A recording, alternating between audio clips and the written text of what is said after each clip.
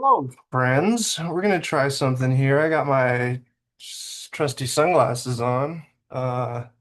This is yet another chart of the moment. We're gonna toss this up on YouTube because we're feeling ourselves right now on a new computer. So I'm gonna open up a chart of this exact moment. I just installed good old Astro Gold, so we're gonna change some settings a bit. Let's put it at California and got that going. What are the settings? I got it on Placidus. Um, so yeah, what's up? My name's Nick. I am an astrologer, a tarot reader, a wayfinder, a guide, a mentor of sorts. And every once in a while, I put my cool guy sunglasses on and shoot a video about the chart of the moment. And that's exactly what we're looking at right now. So, December 28th, Sunday. Are we still in Australia? Let's get out of Australia. Let's go to Berkeley, because that's where I'm from. Okay. What do I have to do that? Current transits, Berkeley, California, whole sign, tropical, geocentric.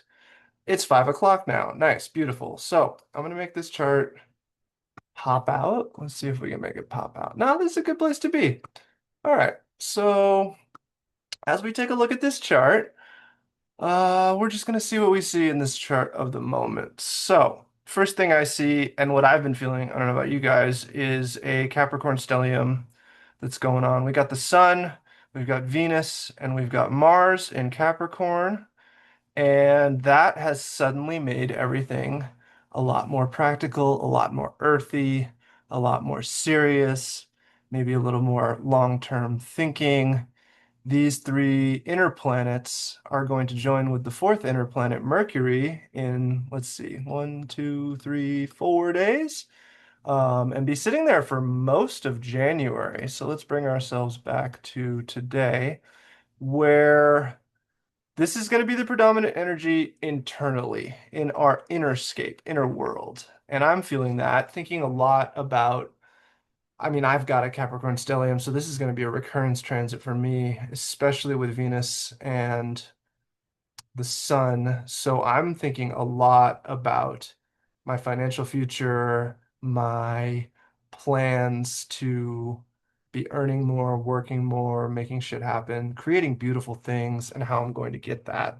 So I would encourage you to do that as well in this moment. This is a great time for tinkering with the plan, with whatever's going on internally, how you're going to achieve those goals. That's what this energy is all about. And with the outer planets being where they are, we've been talking a little bit about um, the water planets. We had a water trine going on for a good minute. The water trine was hitting from Cancer, Jupiter and Cancer, which is now retrograde, was trining Neptune and Saturn in Pisces. And then we had this kind of parade of planets come through Scorpio. And when that was happening, that big old water trine was very emotional, a lot of things around trust, feelings, emotions that were coming up. So think back to what was it, October into early November, things around who can I trust, who can I share emotional landscapes with, what do I feel like is a reciprocal emotional relationship. A lot of those things came up. And then it moved into the fire of Sagittarius. So we went from a lot of water, a lot of fire, and now we're cooling it off with a lot of earth. And eventually we'll move into a lot of air. But in this earth moment, this practical moment, there's opportunity to really ground into what A just happened in the past 2 months, and B, do we want to create going into 2026? So this is a great time for making the year plan, for the revisions, for also just doing all the winter things. This is in the north, the time of the solstice, so a quiet time, a slow time, a time where we're called to hibernate. And it really can be a good time to just practically think back in a practical way. What did I do this year? What did I pull off? What did I achieve? What felt good? What felt not so good? What do I want to do differently next year? So that's the first kind of this triple conjunction, all this Capricorn energy is the first thing I want to talk about. The next thing that I've been really feeling and working into is yesterday we had Mercury in Sagittarius trining Chiron in Aries. And in this beautiful moment, this is really loud too, and this could be why I'm making this video right now, is we've got the moon in Aries conjunct Chiron. So that's nice. That's my chart of the moment synchronicity is boom. Okay, it's me in my body, in my somatic place, feeling like I can share my gift, trine, speak my mind, Mercury, and put that healing energy out into the world, right? So this is going to get posted tonight. I'm going to throw it up there. But in this moment, I've been feeling this real flowing energy between Chiron, which is the wounded healer, not just the wound, but how you heal the wound, all the things that come from being wounded, all the things that come from maybe the hurt, the salt in the wound, the things that just get you triggered in some way. But that's also, we can say triggered, we can also say activated, open, aware. So that trine to Mercury and Sag is going to be how you think about the wound, how you think about how others have wronged you, how you've been wronged yourself, how you've been hurt, how you've been injured, but also where the strength lies in that gift of I've been able to heal myself, I've been able to go through something that was very difficult. And in doing so, look at all these scars, but also look at all these techniques of healing that I've created or that I've come across that I've gathered. And we're going to take that into Capricorn as Mercury shifts in the next 3 days into Capricorn, where we will really be able to utilize that. But in this particular moment with the moon right there, um, this might be tender. This might be something that stings a bit, but and again, square, we're seeing it square also Jupiter in Cancer. So in your home space, in your safe space, in your comfortable space, doing what you need to do to care for yourself, reflecting on times when you haven't had that.